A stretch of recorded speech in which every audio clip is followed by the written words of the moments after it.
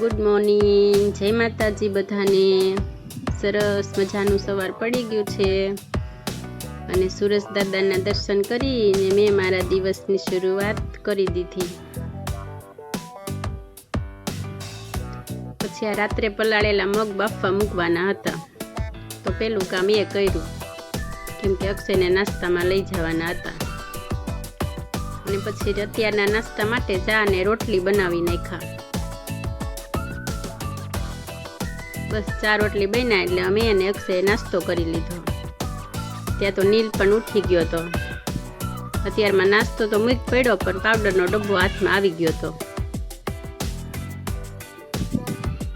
અને તો પછી અત્યારમાં ગરમી થવા માંડી, તો પાવડર લગાડવા માંડ્યો। નાસ્તો આવ્યું તું પાવડરનું, માંડ પાવડરનો ડબ્બો મુકાયો,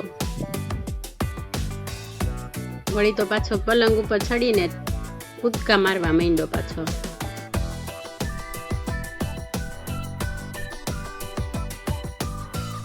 બસ પછી થોડીક વાર નીલને નીચે લઈ ગઈ રમવા માટે।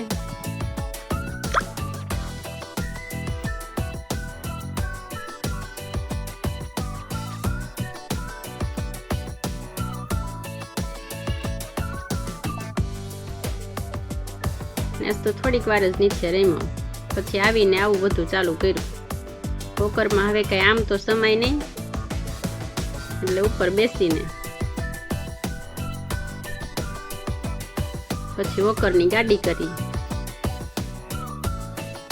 બસ આમ બધું કરીને નીલ તો આજ બહુ થાકી ગયો હતો, એટલે ભાઈ સૂઈ ગયા।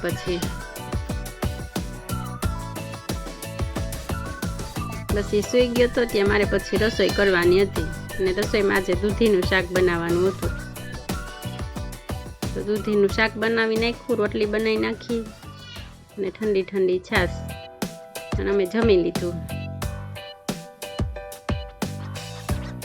અને પછી બપોર પછી નાસ્તામાં આ બનાવી નાખ્યું, મીઠી સેવ, તે મારી ફેવરિટ।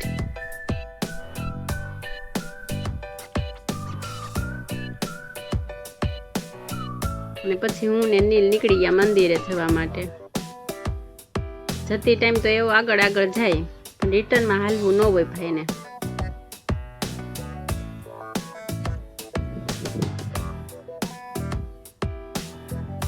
અને આમાં તો એને એવી રમત થતી હતી, તો થોડીક વાર તો અહીંયા ને અહીંયા રમ્યા ભાઈ। ત્યાં અમે મંદિરે પહોંચી ગયા।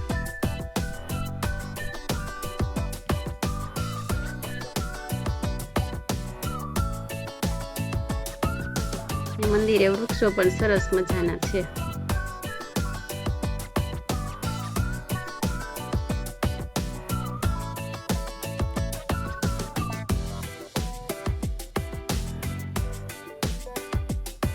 અને વળી પાછું જાંબુનું વૃક્ષ પણ હતું, પણ જાંબુડા હજી પાક્યા નહોતા,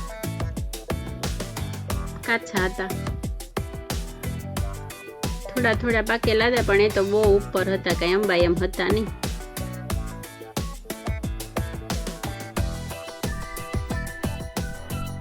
નીલ તો પછી ધૂળમાં બેસીને રમવા માંડ્યો, અને આ બાજુ જો હિંચકા ખાતા છોકરા, એને જોતો બેઠો। અને ત્યાં તો મહાદેવની આરતીનો ટાઈમ પણ થઈ ગયો।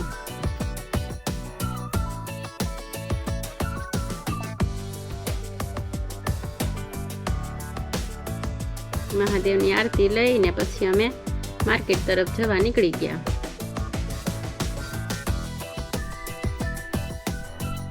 અમે આવી ગયા હતા માર્કેટમાં। બસ મારે થોડુંક ફ્રૂટ ને એવું લેવાનું હતું।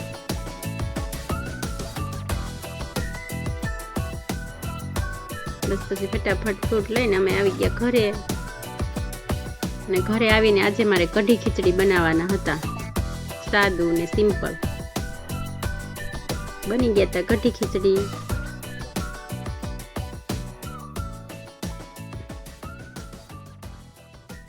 બસ પછી અમે બધાએ જમી લીધું, અને જમીને આ સરસ મજાનો ગોળો પણ ખાઈ લીધો। ગોળા ખાવાની તો મજા અલગ જ છે। તો આજનો દિવસ તમારો કંઈક આવો રહ્યો। જય માતાજી। Like, share, subscribe.